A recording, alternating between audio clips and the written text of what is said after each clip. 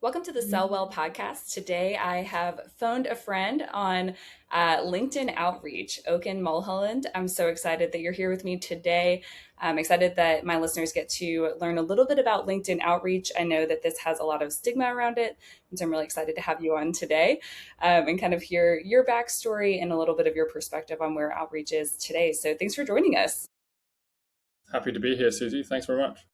Awesome. Well, why don't we kick off by just hearing a little bit of your story and how you got into this in the first place? Totally.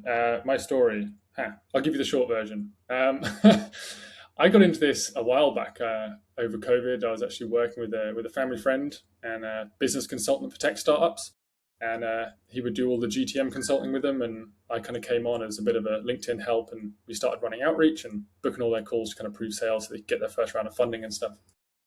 From there, I actually went off a little while, and then when I came back, I just decided I wanted to build my own business and started off as an agency running, outreach for other marketing agencies mostly, running it with using VAs, automation, running multiple accounts for them, booking sales calls onto their calendars for them, which was great.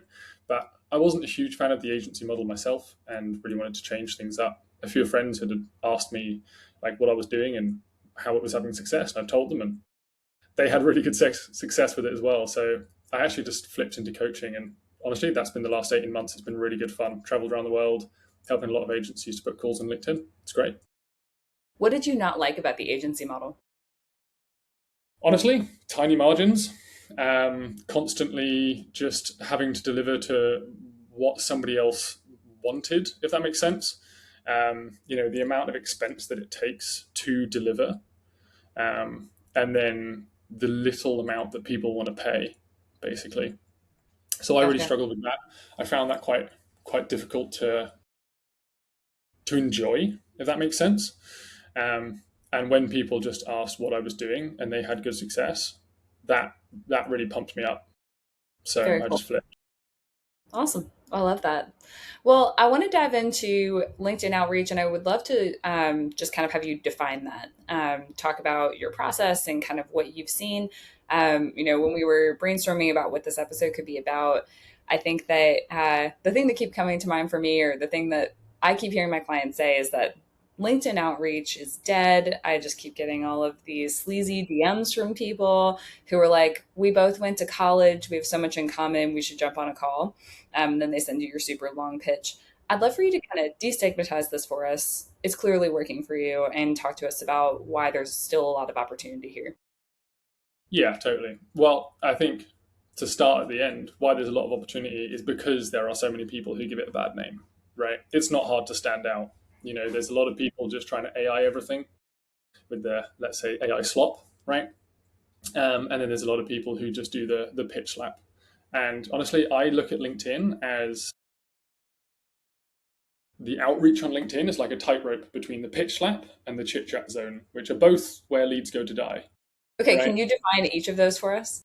Of course, the pitch slap zone is where you just send somebody a 3 paragraph thing of all of your features and benefits and then slap them with a Calendly link at the bottom. Right? This is what you see in the DMs. It usually comes through as an in-mail of some kind, and you instantly hit delete. Right? The chit chat zone is where somebody comes in trying to build rapport in super cheesy ways. It's over complimenting you on 20 different things about your profile. Oh my God, I love your hair, face, and phone. Kind of really cheesy outreach, which is just some kind of a veil in front of them trying to then flip it into a business conversation, right? I feel like So that's such a hard balance to strike because you want to be upfront about the fact that you're selling something, but you also don't want to come across as that. So you have kind of, I've seen you strike this balance super well. We're right here because of how you DM'd me. So I'd love for you to just kind of demystify some of that. 100%. I mean, if it's not too bold to just share a framework, right? With the types of outreach that we need to do, I just use the ACA, which is the best way to start a conversation with somebody. It's acknowledge, it's compliment, and it's ask. And all we need to do is hit those three things. It's reaching out to somebody and acknowledging why you're reaching out, whether they commented, viewed your profile, liked your profile, anything like that. You reach out, you just acknowledge why you're doing that, right? Just one sentence. The next one is a compliment. We use what you might want to call like a restrained compliment, or a compliment that is not over the top, right? Going back to that hair fix on phone. And it might just be like, hey, congrats on 3 years in the business. Or it might just be an observation, hey, business looks interesting, right? And then just a question that leads into a business conversation, right? That might be about their business, or it might be about the result that you can help somebody get. Okay. We Could you give us typically see, use my business as an example? Could you give me an example of those types of questions you would ask? yeah, totally. So I might just be like, hey, Susie, saw you commented on my post recently. Appreciate it, right? Uh, Business name looks interesting. Is that just you, or are you running a small team, right? I can then move that into a conversation, however. Or I might just say, business looks interesting. That's consulting for agencies above 50K, right? You help them close more clients. That's asking you about your business. Most people want to talk about their own business, right? I think it's like the third law of power in Robert Greene's book or something like that, right? Everybody wants to talk about themselves, right? Make somebody else feel interesting. They open up, they start having a conversation about the business. Where most people screw that up is they try and have a conversation that's not about business, but to build rapport. So it's about uni, or it's about the weather, or it's about fill in irrelevant blank, right? It's the most important thing that we can do is ask a question that leads into the direction we want to go. Start with the end in mind, I right? think something you do, and I've seen you post about this too, that's so interesting, is you actually send each of these as an individual message. Totally. And it feels more human that way. You said something the other day in your post, just like that's how you actually text someone. When I think about how I text my husband or my mom or somebody like that, I don't send, here's a nice detailed paragraph. I'm sending things as I'm thinking about them. And so your DMs are coming in a little more rapid fire, which does stand out, I think, in a really cool way. Yeah, totally, totally. I think when one of the frames that I speak about with clients is, imagine you are sitting having a coffee with a friend. That's how you want to have the conversation, right? Because I was speaking to somebody earlier today, and they were saying, "Oh, well, how would I, after asking that initial ACA, how would I then ask about their problem, right?" And I got him to kind of like role play with me, and he was like, "Oh, well, the next question I'd ask is like, oh, are you experiencing any challenges at the moment?" And I was like, "You just wouldn't say that to a friend, Yeah. right? You wouldn't say, oh, should we explore some synergies, or are you experiencing any challenges right now, right? You would say, oh man, yeah, I've just actually had that experience as well. How are you feeling about that thing? Or like, you know, did you enjoy that part, or something like that? You would ask a question that gets somebody to open up, rather than sounding like a business conversation, right? We are all on LinkedIn to do business, and we shouldn't shy away from that. But the way that we have a business conversation isn't this kind of like image of corporate jargon speak, which It's for almost some, more like water cooler speech. It's not like, right, hey, we're in a meeting together. It's, hey, we ran yeah, into each other in the break room kind of conversation. totally, totally, Awesome. yes, exactly. Okay. So over a coffee by the water cooler, it's a good frame to have. Like if you literally picture yourself there when you're DMing someone, it will become a lot easier. How are you finding these people to pitch them? Sales Navigator. But there's a Okay. lot of different ways, right? So fundamentally, you have to start cold, right? If you don't have some kind of a following, and to be clear, you do not need a big following. Maybe we can touch on that as well. But you don't need a big following, but you will have to start somewhere, right? Starting cold is essentially sending a connection request to people, right? You are sending a connection request using Sales Nav. If you can't afford Sales Nav, look at your suggested people on LinkedIn, or use the free search filters. Also, absolutely fine. You basically just want to make sure that there's the head count you want, the title that you want, and that's kind of it. And then like the location, right? Send out connection requests.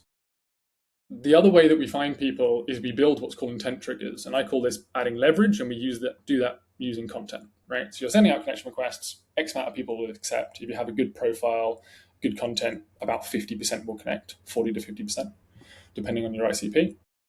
But once that happens, we then need to use intent triggers to be able to, one, connect with more people, right? And two, increase the leverage of how effective your DMs are.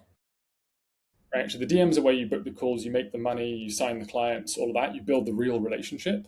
But content is where you add leverage to that process by generating intent triggers. An intent trigger is a like, a comment, a profile view, somebody filling out your form. Let's say you have a quiz funnel, or even just like a free thing that you give away in return for name, number, and email. Right? Anybody who does that as a lead and they've taken a step towards you or they have triggered intent. And that, if the goal is booking a meeting, cold is here, you're starting the conversation here. If that person has filled in a quiz and got a free thing from you, a free course, and they've signed up for something else, they're like here, right? That person is showing a lot more intent. So we use those to add leverage. How often do you think somebody should be posting on LinkedIn? That does depend on the business, right? Let's take However, I would say most of my audiences, they're agency owners or in a very service based business, run like an agency. So, how often do you think they should be posting online? 3 to 5 times a week. Three Okay. absolute minimum. Five is great. Weekend is kind of unnecessary. Okay.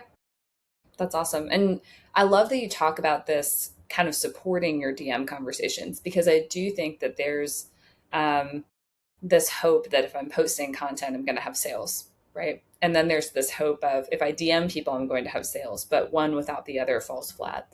And I think a lot of people put all of their hope in one or the other. Yeah, well, the reason why I like DMs is because it is the closest thing to money. You can 100% book calls, make sales, only using the DMs. I know people who book $100,000 deals with no banner, no profile picture, and no content, right? But it's well hard to do. You will need more leverage, or you will need some kind of case study that you can send to people that's just ridiculous, right? Whereas if you just have the three things, profile, content, and DMs, if you have three of those at average, you will book far more than somebody who has really good content, for example, or just really good DMs. So it's just about tweaking the three things and being able to improve them over time. And you will hit a point where you just have a wave of potential leads that you can pick and choose who to work with. You mentioned not needing a big following. And I think that that's something that really holds a lot of people back is that they feel like, man, I just don't have the network or I just don't have the, enough people liking and commenting on things. Talk to me about that a little bit. Totally. Maybe I'll just give you an example. So I worked with an agency owner who runs an email marketing agency, right? He does email marketing for commercial solar companies, right? Super unengaged niche, by the way. They do not like, they do not comment, they do not spend time engaging on, you're talking like CMOs and stuff. They don't spend that much time engaging on LinkedIn, right? He worked with a couple of ghostwriting agencies on LinkedIn, and he spent, I think, about 10K on them over the months and had literally zero to show for it because, again, they're not an engaged type of people, right? They're not going to come through the posts. So when we started working together, I said, all you need to post is proof, right? And what it's like to work with you, the actual actions that you take daily, and then reach out to people using Sales Nav. And if you want to, double tap them with email, right? But he booked 17 calls in his first month, added 30K dollars, I think. No, $25,000. I think it was about £18,500 per month in new monthly recurring revenue, and had 47,000 per month in pipeline within 30 days. And he had under 1,000 followers and under 100 connections. So you do not need a high amount of followers. You don't need to be, quote, influencer, right? You just need to show that you can solve a problem, show what it's like to work with you, and reach out to the right type of people with a good outreach process. The content will add the leverage. The DMs will do well. If you have a good profile, people understand who you help, how you help, and how they can get that help. It's pretty straightforward. Awesome. One thing that I talk about a lot in my coaching is putting together some kind of, I compare it to like a fitness plan, right? Of outreach, whether you're doing this on Instagram or LinkedIn or wherever, you need to just decide, I'm going to reach out to 3 people a day because you could reach out to 300, you could reach out to no one. So you need to just decide how many. Can you give us for an average agency owner who, let's say they're doing 150K, they're doing well, but they really want to take things to the next level, they should be posting 3 to 5 times a week. How many people should they be DMing every day? Good question. So if they have Sales Nav, you can send 40 connections every single day, right? Okay. You can send about 200 a week. About 50% of them will connect, Okay. right? So it's about 100 new connections per week. I would advise you DM 50 of them, so 10 per day. Okay. You look through those people, you look through the most engaged, the people who are the best fit for you, and you just DM 50 people a week, excuse me, 10 per People day. Okay. I feel like that's a really good baseline for people who are looking to just kind of test it out and get in the game. If Yeah. they are sitting here and they're like, that sounds really overwhelming. I don't even know where to start. I want somebody to coach me. I'd love for you to just share a little bit about what you do and how they can work with you. Yeah, totally. Appreciate it. So I coach one to one and in a community setting, agency owners, coaches, and consultants on how to book 3 to 5 plus sales calls every single week using LinkedIn in roughly an hour a day. We look at your offer, we put that into your profile, make it super clean. We then focus on outreach, where you make the money, where you book the calls, right? 10 per day, 3 to 5 calls a week, super simple. And then we add leverage with content. If you'd like to work with me, you can shoot over to my profile, Oaken Mulholland on LinkedIn, and find me there. Awesome. Great. Well, I'm going to put your info too in the show notes so everybody can go in and just kind of add you there. Would also highly recommend following you on LinkedIn. I think you share a ton of just really valuable content. You just give so much wisdom away for free, which I think is so kind and generous. And I've learned a lot from just kind of what you've shared already, but Appreciate and it. in this episode. But also, I know that working with you would just be so valuable for a lot of people listening. So just really appreciate it. Appreciate it, Susie. Thanks very much. Awesome. Great. Well, if you were listening to this and you are feeling like you don't know where to start when it comes to outreach, you don't have your offer set yet, you're like, man, I would love to do all this, but I need to put all of the pieces together before we get started. And that's where I come in. And Oaken and I actually have very complimentary coaching services. Would love to book a call with you and kind of figure out how we can, all three of us can work together so that you can make more money and sell well.